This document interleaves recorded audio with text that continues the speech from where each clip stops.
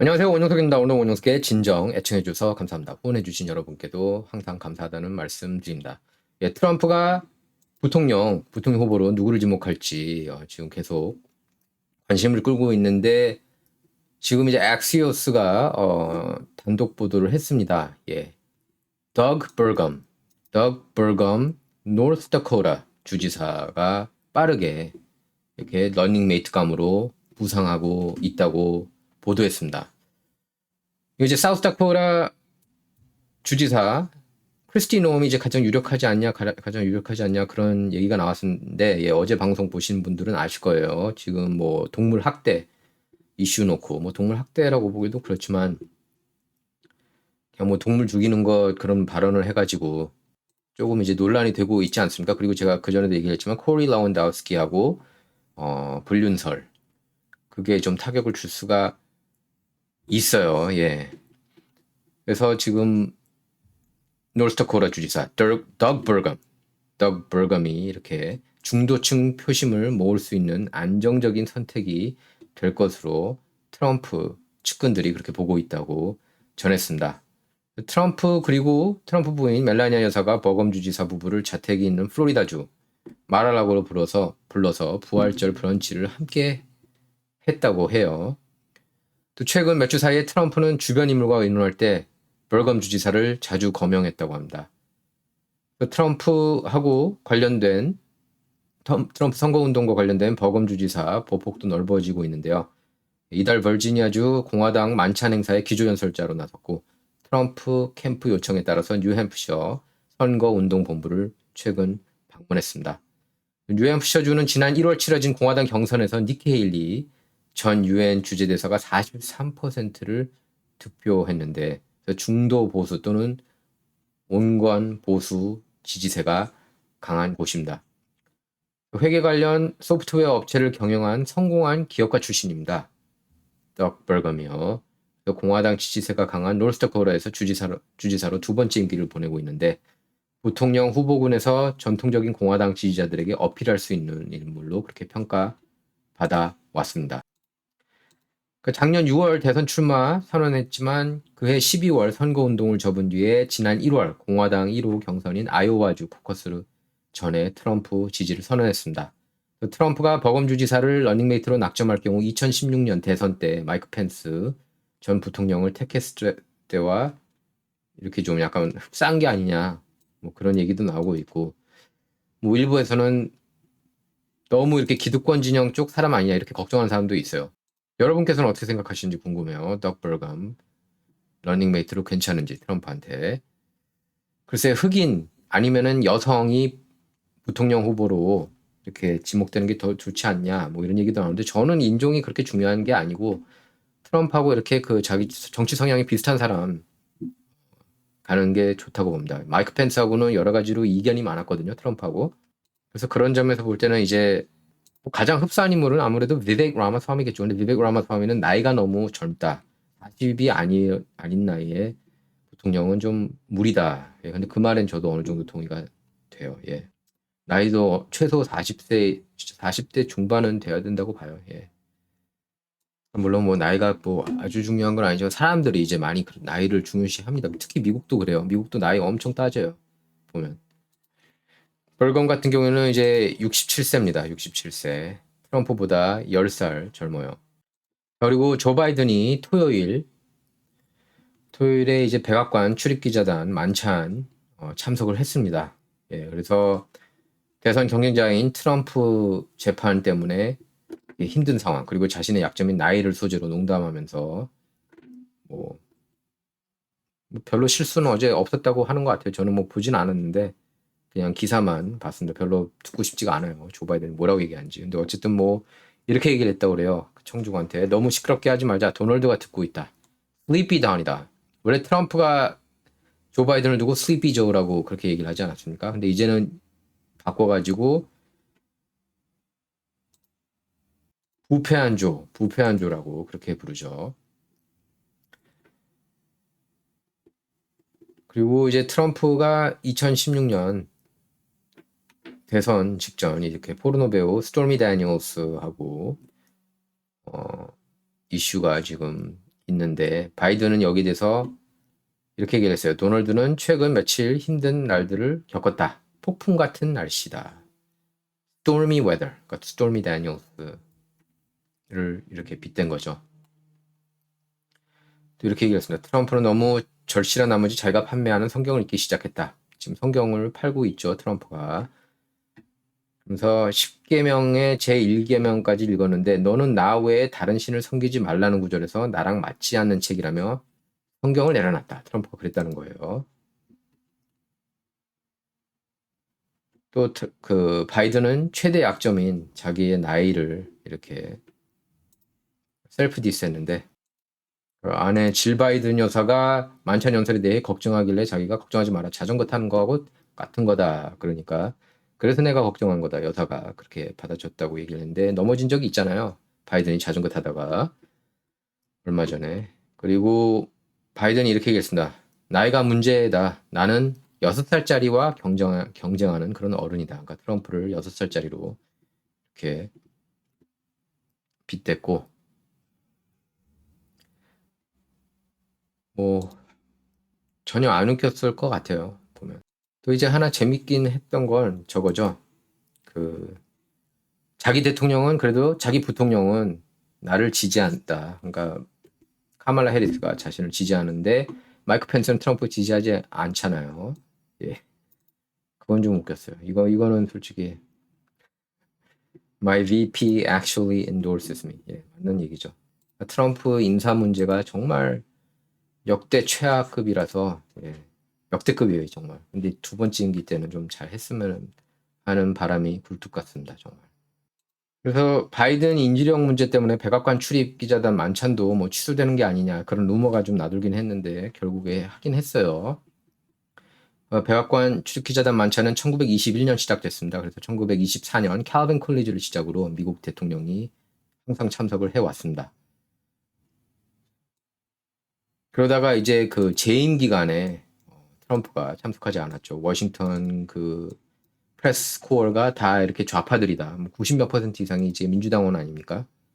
그러니까 이제 참석하기 싫은 거죠. 트럼프가 가짜 뉴스도 너무 많이 쏟아져 나왔고 ABC, MBC, CBS, 뭐 뉴욕 와포, CNN, 뭐 타임 매거진 할 것 없이 다 가짜 뉴스 많이 내보내니까 이제 거기에 진절머리가 난 거죠. 트럼프는. 그리고 트럼프하고 론 디샌티스가 만났습니다. 예, 트럼프하고 론 디샌티스가 원래 관계가 좀 안 좋았는데 예, 28일 마이애미에서 이렇게 만났다고 합니다. 우호적 분위기에서 수시간 동안 회동이 이어졌다고 그러는데요. 두 사람을 다 잘 아는 플로리다 부동산 중개업자 스티브 위트코프가 주선했고, 예. 그래서 양측이 이제 동의해가지고 만났다고 합니다. 2018년 드산테스가 플로리다 주지사 선거에 나섰을 때만 해도 트럼프가 드산테스를 지지해서 이제 두 사람의 관계가 괜찮았죠. 하지만 트럼프가 재선 실패하고 또 론 디샌티스가 당내 대항마로 부상하면서 둘의 관계가 냉랭해졌었습니다.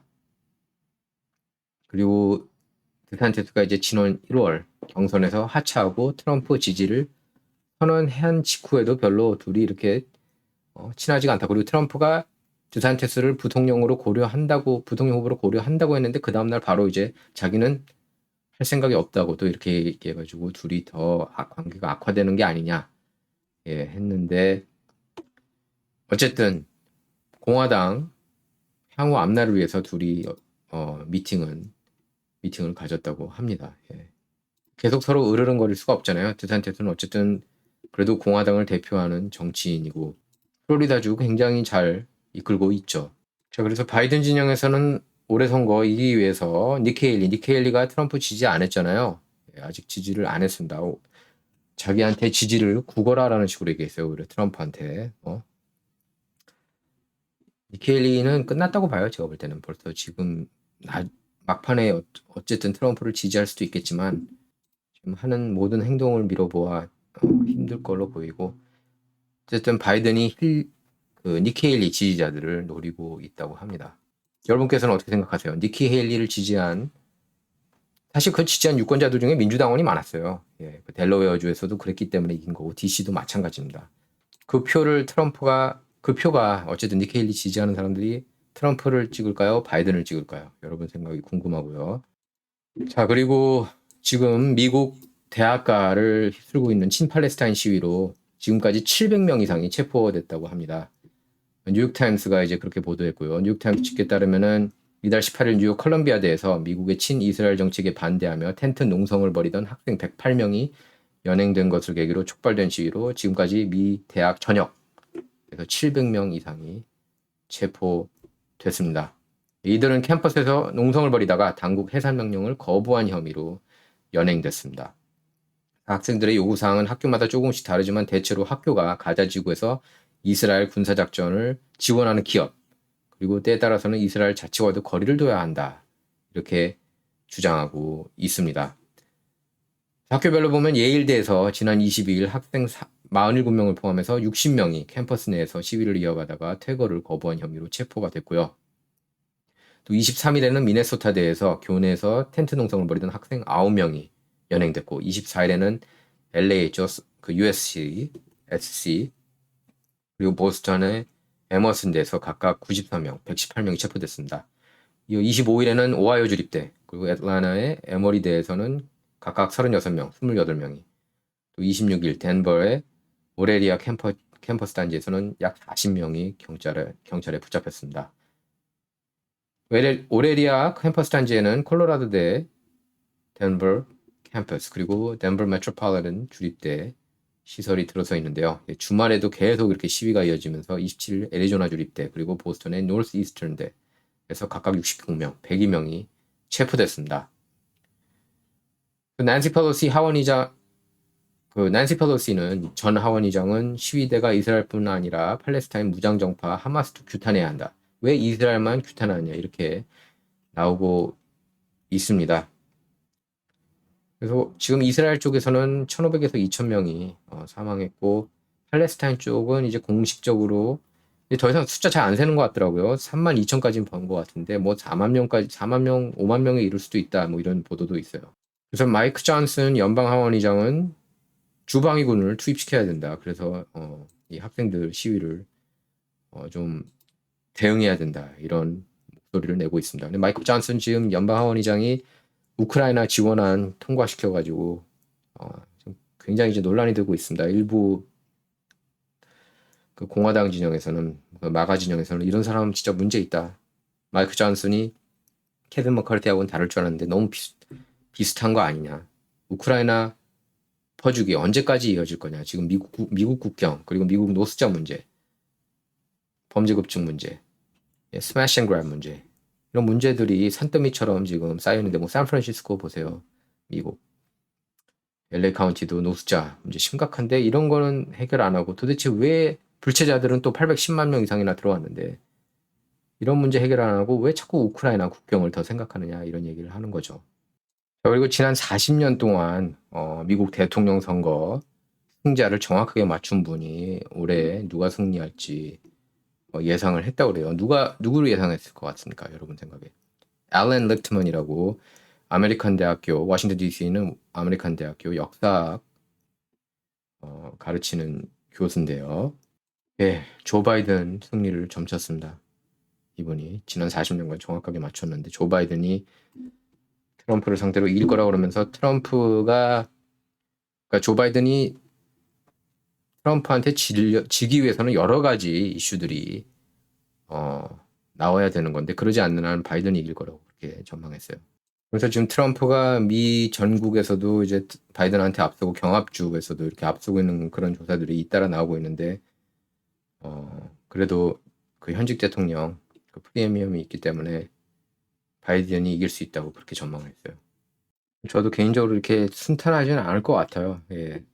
뭐 캐서린 헤리지가 블랙 스완 이벤트 가능성도 이렇게 언급을 했는데 뭐 블랙 스완 이벤트가 만약에 생기면은 또 트럼프한테 유리해질 수도 있는 거고 모르죠. 일단은 저는 이분 예상이 틀리기를 바랍니다. 올해는.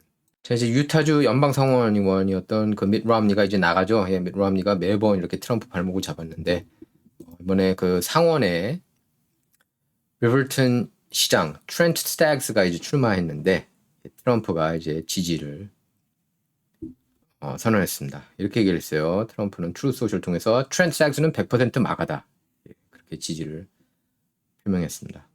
밋 롬니 루저 대신해서 들어갈 수 있다. 그래서 뭐 경제, 국방 등 이슈에서 자기와 뜻이 맞는 사람이라고 얘기를 했습니다. 자, 이 조사 보면은 바이든이 이기기 쉽지 않을 것 같은데, 그쵸? 70년의 최악의 지지율을 기록하고 있다고 합니다. 바이든이 이제 4년째 접어든 대통령 중에서요. 그러니까 닉슨, 리처드 닉슨 그리고 지미 카터보다도 낮게 나왔습니다. 지지율이 지금 38.7%예요. 갤럽 여론조사에서. 근데 이게 이제 70년 내 역대 최저라는 겁니다.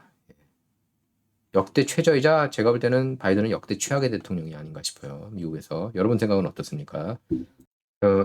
뭐 딥스테이트가 미국 내전을 지금 계략하고 있다. 뭐 이런 뉴스도 나오고 있는데 트럼프가 지금 여론조사에서 너무 압도하고 있으니까요, 바이든을. 그 CNN 여론조사인데 42대 33으로 이렇게 앞서고 있다고 보도가 됐습니다. 트럼프가 제3 후보가 출마할 경우 42대 33. 둘이 맞대결해도 트럼프가 49대 43으로 앞서고 있는 거고요. 그 여론조사에서 55%, 응답자 55%가 트럼프 첫 번째 임기 성공적이었다.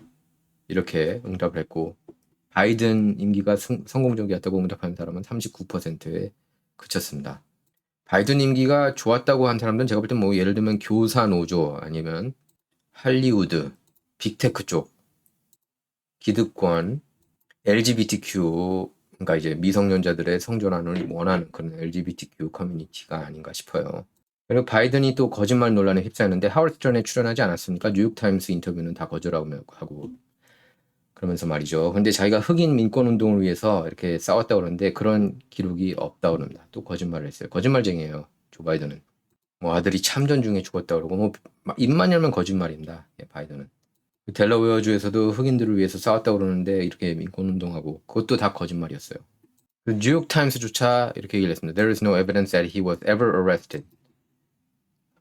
시위하다가 체포된 적이 없는데 체포됐다고 그렇게 하워드 스턴 인터뷰에서 얘기했는데 그런 기록은 없다는 겁니다. 이런 거는 왜 메인스트림 미디어 뉴욕타만 지적하고 다른 데는 또 따라서 같이 인용 안 하는지 모르겠어요.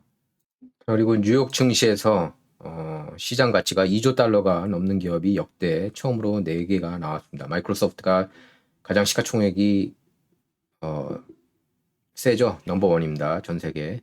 그 다음에 애플, 그 다음에 엔비디아, 구글 모회사, 알파벳 모두 시총 2조 달러를 넘었습니다. 자, 진정 이번 시간 여기서 마치도록 하겠습니다. 감사합니다.